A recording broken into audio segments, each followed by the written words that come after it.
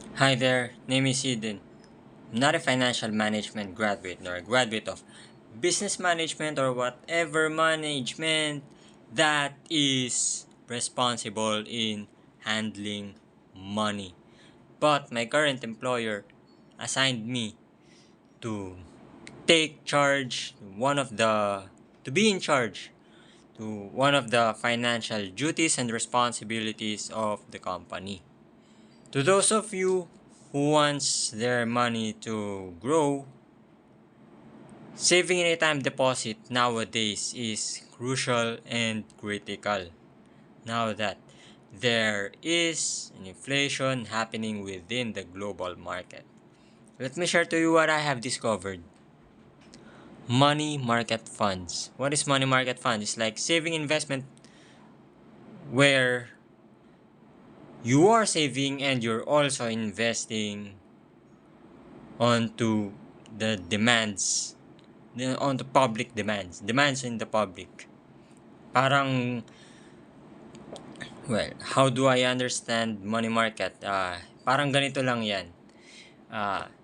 Nag-ipon ka, meron kang 200. Nag-ipon ka ng 200, then you added another 200 hanggang sa 500, 1,000, 1,500, and 2,000. You have the guts. You have the discipline when it comes to saving money. And on the other side, yung mga working professionals, individuals na na also credit card holders, malakas ang purchasing power. Ang payment method is through credit card. Swipe here, swipe there, swipe everywhere. I'll buy this, I'll buy that. I want this, I want that. Lahat binili, lahat through credit card. Pag dumating yung billing statement ng mga credit card holders, may porsyento ka. Diba? May porsyento, yung interest na kasama sa pagsuswipe nila sa credit card, may tubo pera mo. Kasi may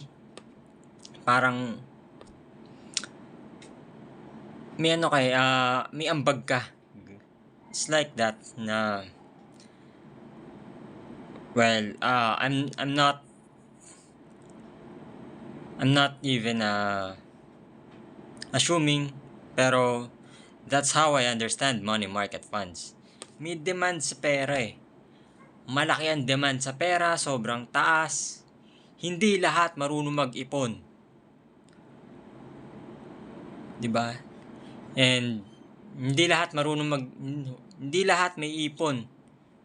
Yung iba may ipon pero sa bahay lang, ayun. Yung pera is pinaglumaan na ng panahon. So sa mga nag-iipon dyan, try to research about money market funds.